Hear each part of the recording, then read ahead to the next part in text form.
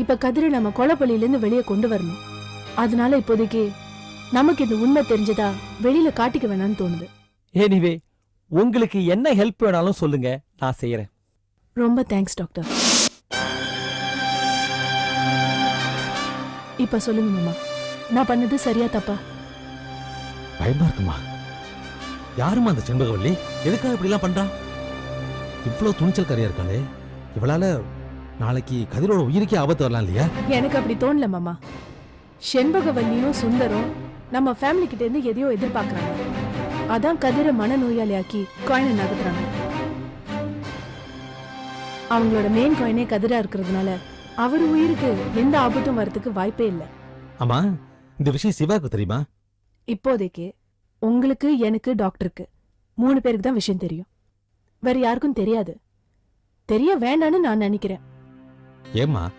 எல்லாருக்கும் தெரிஞ்சு அப்புறம் அது ஈஸியா செண்பகவல்லிக்கு தெரிய வரும்.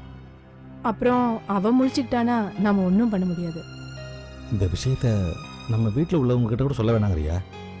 ஆமா, இந்த விஷயம் யாருக்கும் தெரிய வேண்டாம். சிவா கிட்டே சொல்ல வேண்டாம்னு நான் யோசிச்சுட்டு இருக்கேன். நீ சொல்றது சரிதாம்மா. ஆமா, செண்பகவல்லியை பத்தி நம்ம எப்படி தெரிஞ்சுக்கிறது?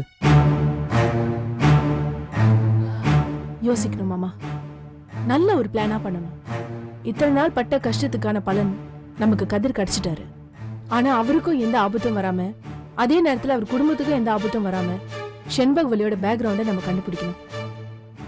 அது அவ்வளவு சாதாரணமான வேலை இல்லை.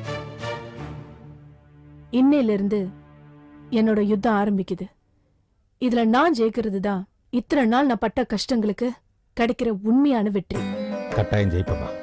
அதுக்கு உனக்கு நான் பக்கபலமா இருப்பேன். தேங்க்ஸ் மாமா.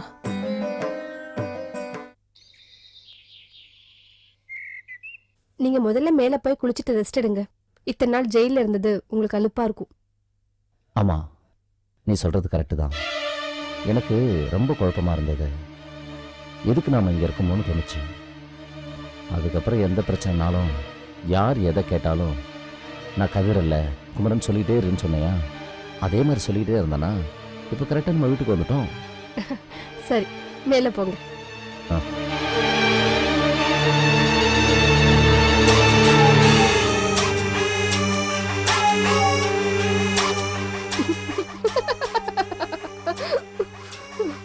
இப்படி கீ கொடுத்த மாமா ஆயிட்டாரு. என்ன மாச்சி, ஏன் இப்படி சிரிக்கிற? ஐயோ சித்தப்பா, என்னால சிரிப்பு அடக்கவே முடியல. எனக்கு கோர்ட்லயே சிரிப்பா வந்தது. நான் ரொம்ப கஷ்டப்பட்டு அடக்கிக்கிட்டேன். என்ன விஷயம்னு சொல்லிட்டு சிரிச்சுனா நானும் சிரிப்பேன்லமா? சித்தப்பா, நாம நடத்த நடவும் சக்சஸ் ஆகும்னு எனக்கு தெரியும். ஆனா எல்லாரும் இப்படியா முட்டாளா இருப்பாங்க? என்னம்மா சொல்ற? பின்ன என்ன சித்தப்பா, நம்ம கதிர குமரன்னு சொன்னத எல்லாரும் அநியாயத்துக்கு இப்படியா நம்புவாங்க? இதுக்குதான் நீ இப்படி சிரிச்சியா? சித்தப்பா, நம்ம அகல்யா ஃபேமிலி மட்டும் நம்ம சொல்றத நம்பினா போதும்னு நினைச்சோம்.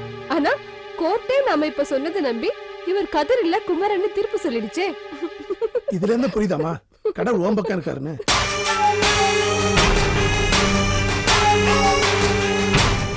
இல்ல சித்தப்பா, கடவுள் என் பக்கம் இல்ல.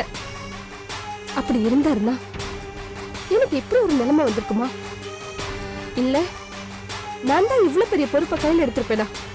சரி சரி விடுமா, பழசெல்லாம் நினைக்காது, உன்னால தாங்க முடியாது. மறந்தா தானே சித்தப்பா நினைக்கிறதுக்கு. அந்த நினைப்பு எப்பவும் என் மனசுக்குள்ள ஒரு கனல் மாதிரி எரிஞ்சுக்கிட்டு தான் இருக்கு. என்னைக்கு அந்த அகல்யா நான் நினைக்கிற மாதிரி தவிக்கிறானோ அன்னைக்குதான் அந்த கனல் அடங்கும்.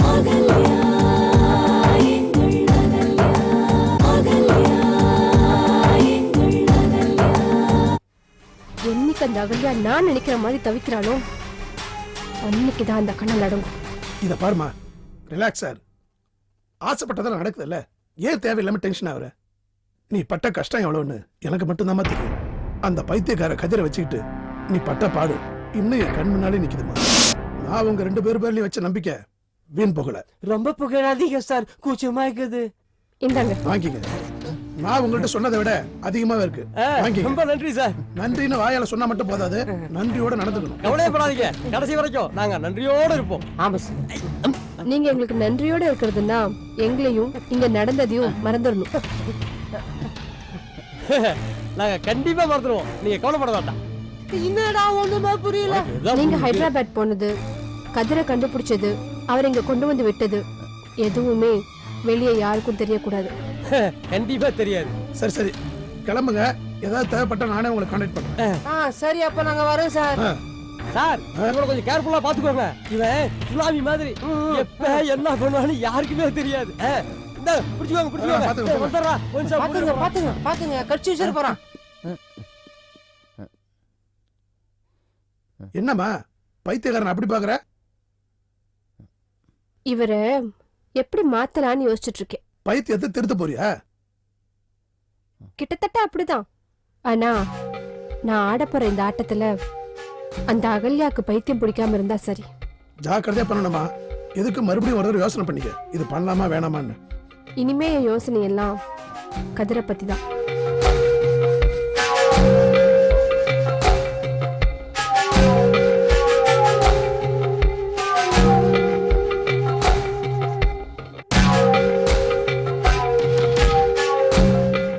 மிஸ்டர் கதிரை குணப்படுத்துறது ரொம்ப கஷ்டம். லாங் டைம் ட்ரீட்மெண்ட் எடுத்தா ஒருவேளை சரியாகலாம். எதையும் சூறா சொல்ல முடியாது. எவ்வளவு நாள் ஆகும் டாக்டர்? அதையும் சரியா சொல்ல முடியாது. 6 மாசம் ஆகலாம், 6 வருஷம் கூட ஆகலாம். ஏன் கடைசி வரைக்கும் அவர் இப்படி இருக்க கூட வாய்ப்பு இருக்கு. ஒருவேளை வெளியே எங்கேயாவது ட்ரீட்மெண்ட் கொடுத்தா? அப்படி ஒரு வாய்ப்பு இருந்தா நானே சொல்ல மாட்டேனா? ஒரு கண்ணு இல்லைன்னா இன்னொரு கண்ணு கூட பொருத்திக்கலாம். ஒரு கிட்னி இல்லைன்னா இன்னொன்னு பொருத்திக்கலாம். ஆனா மூல செல்களை மட்டும் மாத்துற அளவுக்கு, கண்ட்ரோல் பண்ற அளவுக்கு இன்னும் விஞ்ஞானம் வளரல. அதனால வேற வழியே இல்லைன்னு சொல்றீங்க, அப்படிதானே டாக்டர்? ஏறக்குறைய அப்படிதான். ஆனா வேற ஒண்ணு வேணா நீங்க ட்ரை பண்ணி பார்க்கலாம். சொல்லுங்க டாக்டர். அது கொஞ்சம் கஷ்டமானதுதான். ஒரு வகையில தலை சுத்தி மூக்கு தொடர மாதிரி ட்ரீட்மெண்ட். உங்களுக்கு ஓகேனா அதையே நம்ம ட்ரை பண்ணலாம். பரவாயில்ல, சொல்லுங்க. நீங்க இப்ப சேர்த்திருக்கிற பேஷண்ட் ஒரு குழந்தை மாதிரி. அவருடைய மூளை கிளீன் ஸ்லேட். அதுல நீங்க என்ன எழுதுறீங்களோ அது பதிய ஆரம்பிக்கும். அதாவது அவர் பேரு என்னன்னு அவர்கிட்டயே சொல்லி சொல்லி பழக வைக்கணும். நீங்க அவருக்கு புதுசா ஒரு வாழ்க்கையை ஃபிக்ஸ் பண்ணணும். எழுத்துன்னு என்னன்னு அவருக்கு எழுதி பழக வைக்கணும். ஸ்பீச் தெரப்பி மாதிரி நாம அவருக்கு சொல்லி கொடுத்து புரிய வச்சு புது வாழ்க்கையை ஆரம்பிக்கணும். இதனால அவருடைய வேலையை அவரே செஞ்சுக்கக்கூடிய நிலைமை வரும். உங்களுக்கு இவரை கவனிச்சுக்கிற சிரமமும் குறையும். இதை நான் நிறைய பேருக்கு சொல்லியிருக்கேன். ஆனா யாரும் சரியா ஃபாலோ பண்றதில்லை. நான் ஃபாலோ பண்றேன் டாக்டர். அதை விட எனக்கு வேற என்ன வேலை? ஆனா அவரோட பழைய லைஃப் அவருக்கு ஞாபகத்துக்கு வராதா? அது வரலாம், வராமலும் போகலாம். நீங்க சொல்லி கொடுக்குற விஷயம் ஒவ்வொன்றும் அவருக்கு பதியும். உங்க ரிமோட்டுக்கு அவர் ஆடுவார். ஆனா அப்பப்ப இந்த டிசார்டர் விஷயம் அவரை பாதிக்கும். அதை நாம டேப்லெட்ஸ் கொடுத்து சரி பண்ணிடலாம். நிர்மலா, கதிரை கூப்பிட்டு வாங்க.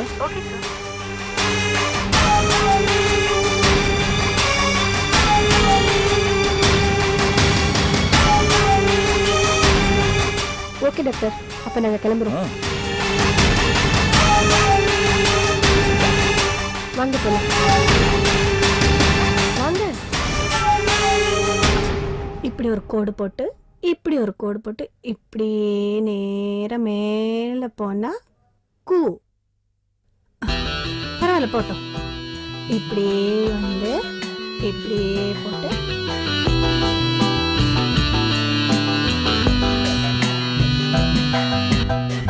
ஸ்பூன்ல சாப்பிடுங்க.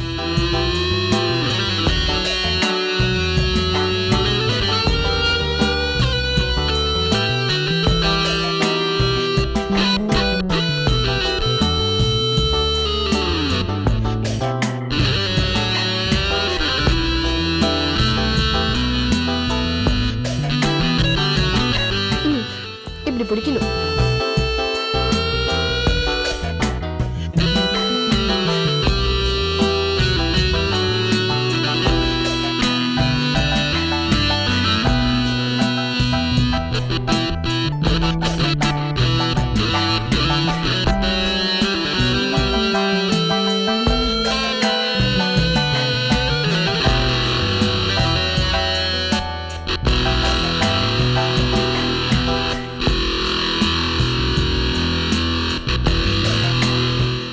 பேண்ட்லாம் நல்லா ஃபிட்டிங்கா ஸ்டைலா இருக்கணும். ஓகே? சரிங்க.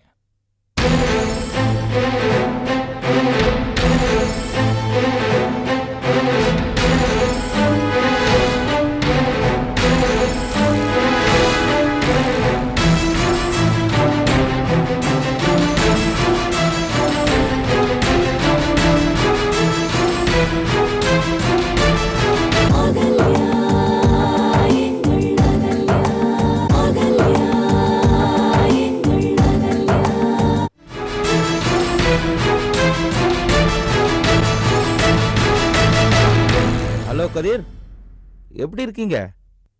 நான் கதிர் இல்ல, குமரன். வெரி குட், ரொம்ப நல்லா மாத்திருக்கீங்க. அதெல்லாம் ஒண்ணும் இல்லை டாக்டர், நீங்க சொன்னதுதான் நான் செஞ்சிருக்கேன். இப்போ நான் சொல்றதுதான் இவர் செய்வாரு. என்ன குமரன், நான் சொல்றது கரெக்ட் தானே? That's good. Good.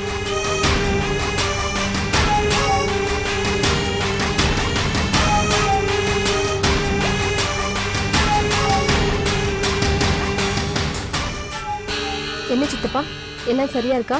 ம் எல்லாம் பக்கவாதமா இருக்கு. ஆனா அகல்யா பழி வாங்குறதுக்காக உன் வாழ்க்கையை பணைய வச்சிருக்கேம்மா. அதை நினைச்சாதான் கொஞ்சம் நெருடலா இருக்கு. ஓ, இத சொல்றீங்களா? யுத்தம்னா சில சமயம் நமக்கும் காயம் படதான் செய்யும். அது மாதிரிதான் சித்தப்பா இதுவும். எனக்கு நானே உண்டாக்கிக்கிட்ட காயம். கவலைப்படாதீங்க, எனக்கு ஒண்ணும் ஆகாது.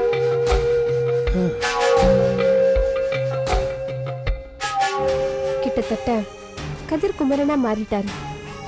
அவர் காலில் ஒரே ஒரு மச்சம் இருக்கு. அதை மட்டும் நாம எரேஸ் பண்ணிட்டா இவரை யாருமே கதிர்னு சொல்லிட முடியாது. மச்சத்தை எப்படிமா அழிக்க முடியும்? இப்ப இருக்கிற விஞ்ஞான வளர்ச்சியில எதை வேணா செய்ய முடியும் சித்தப்பா.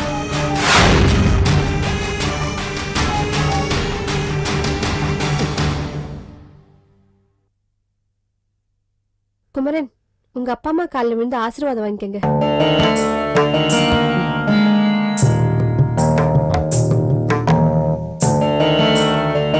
நல்லா இருக்கும். நல்லா இருப்பா, நல்லா இரு.